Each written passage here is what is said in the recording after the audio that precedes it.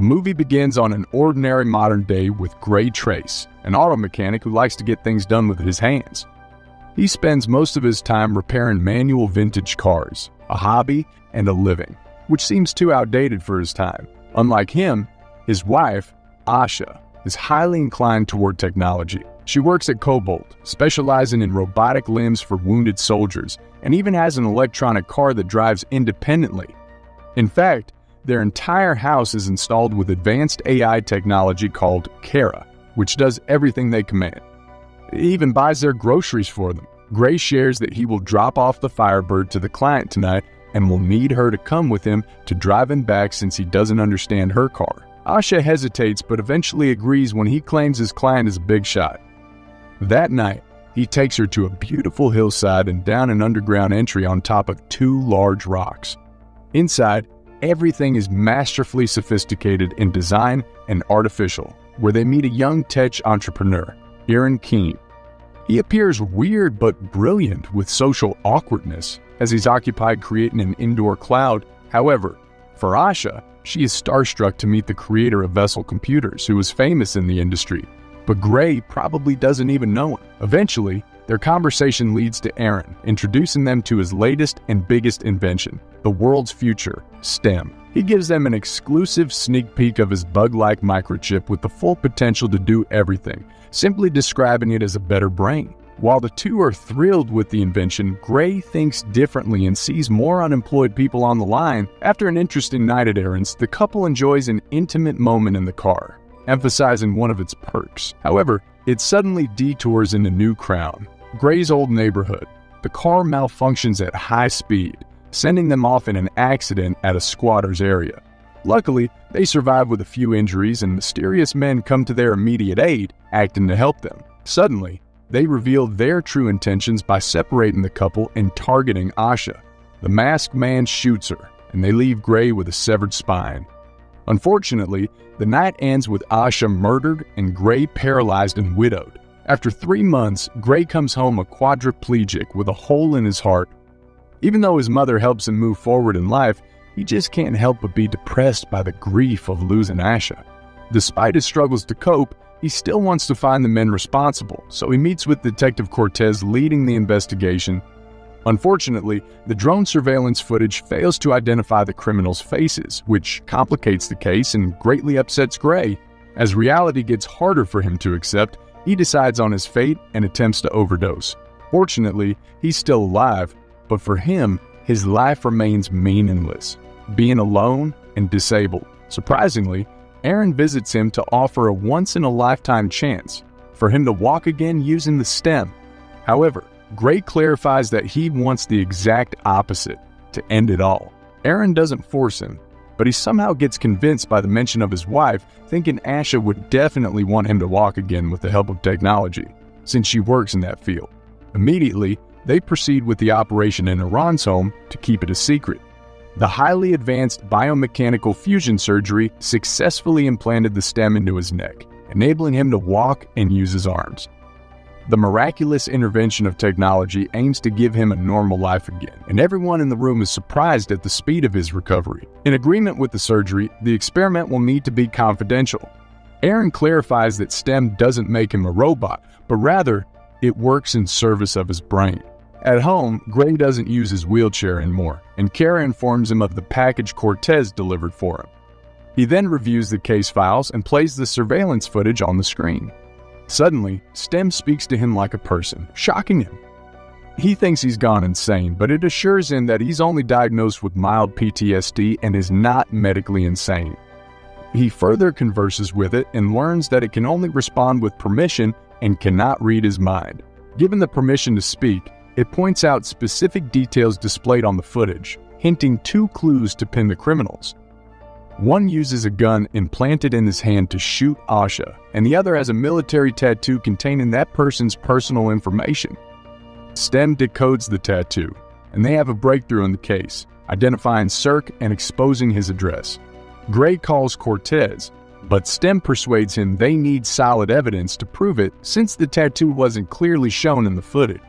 The next day, Gray personally visits the address to confirm their speculation while avoiding the drone patrolling the area.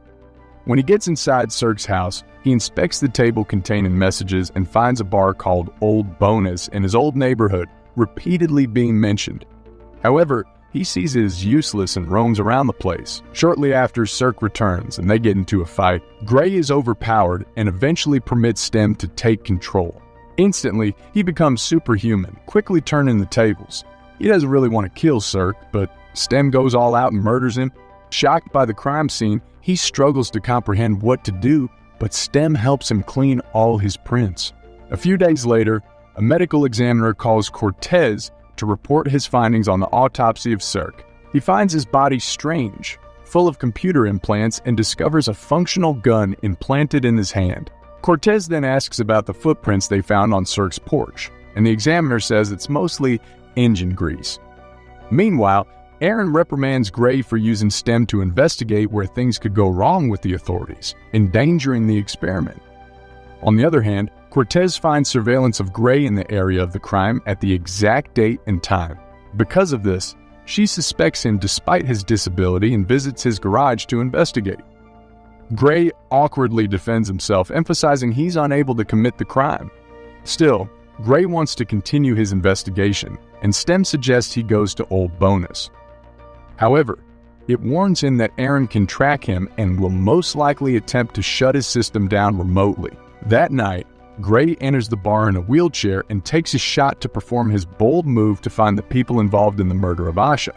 Without shame, he catches the attention of everyone with his announcement, calling anyone related to Cirque or the killing of his wife to come forward. Amidst the foolish laughter of everyone in the room, Tolan approaches him to make fun of him. But the mention of Cirque's death pisses him off, so he takes him to the comfort room to confront him. Gray insists that he killed him, but Tolan thinks he's making it up because it's physically impossible for him to do anything. Eventually, Tolan confesses to being involved, so Gray permits Stem to take over. Immediately, Gray overpowers everyone and electrocutes Tolan. This time, Gray tortures him to reveal the man behind Ash's death. Before he dies, he says they were a job ordered by Fisk, and Stem finds a metal device with cobalt embedded in it. Suddenly, Stem alerts him of Aaron's attempt to shut him down remotely, making him quadriplegic again. So, it urges him to find the apartment of Jamie, a computer hacker found on the darknet, to counter Aaron's code. Good thing she's only 10 minutes away from the bar.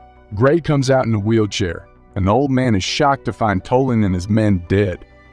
He then leaves his chair outside and runs to the apartment building. On his way, he writes the code Stem is narrating on his arm and struggles to walk to the unit as Aaron gradually overrides the system. Fortunately, he gets to Jamie and she immediately removes the input guards. At the same time, Fisk is already onto him after looking into Tolan's last memory. Being high and mighty, he also kills the old man with his breath, using micro machines to chew on his brain. He eliminates him simply for not intervening when Tolan is tortured. At the apartment, Jamie informs Gray that the effect of the removal of input guards will take a while, and when she sees Fisk and his man in the building, she quickly takes off. She leaves him on the ground, and Aaron's staff are also on their way to her unit.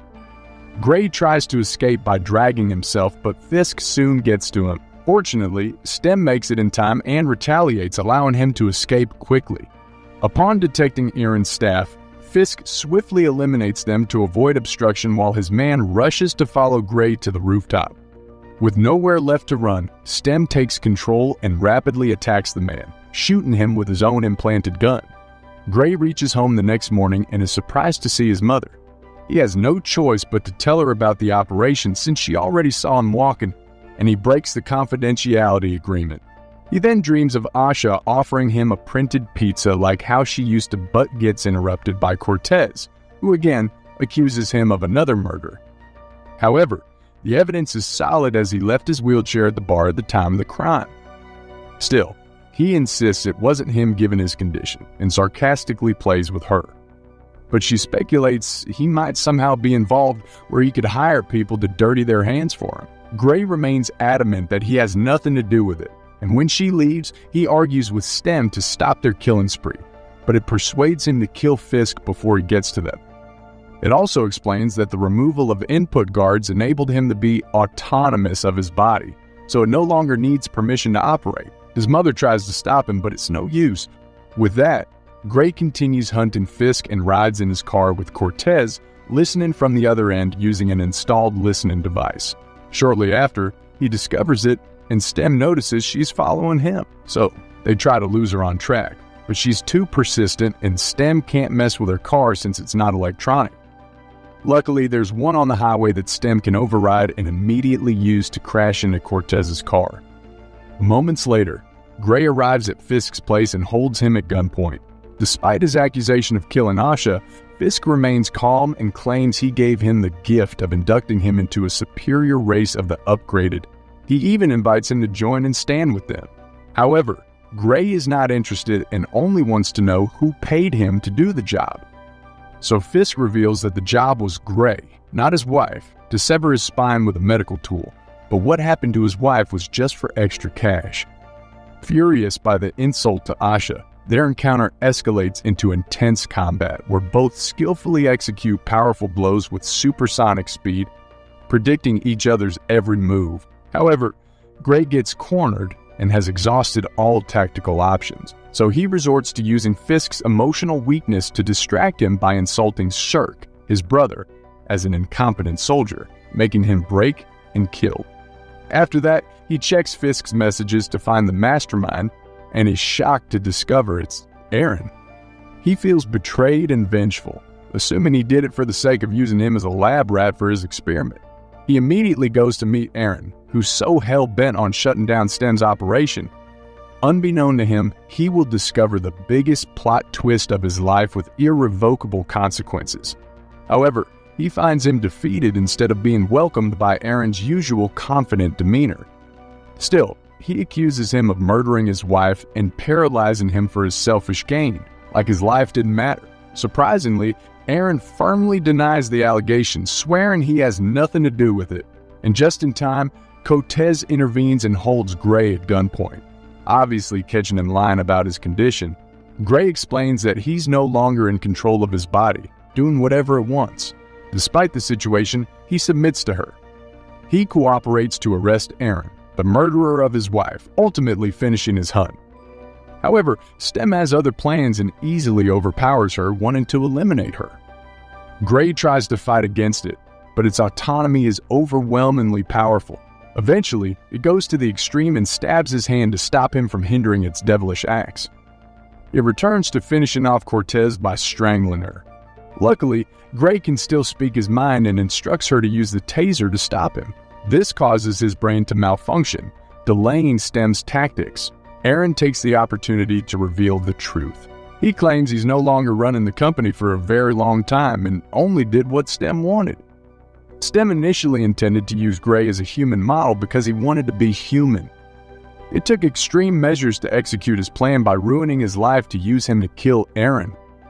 It fears Aaron will build another Stem, so it resorts to finding a human body without computer implants to evolve naturally into a rare and pure specimen, confirming the job was him. Suddenly, Stem takes over the whole building and regains Gray's body. He swiftly kills Aaron with the knife stuck in his hand and targets Cortez. However, Gray tries to intervene, but sadly he succumbs to his fragile mind in a world where he reunites with Asha, a fantasy he longs to live forever, but with the price of his life. Asha no longer exists in the real world, and so will he. His dream felt so real that Stem managed to block him and could not interfere anymore. Stem leaves the haunting last words for Cortez, stating that a fake world is much less painful than the real one. Then, he kills her. The movie ends with Stem, now a human, victorious in its dangerous belief as a new, superior race.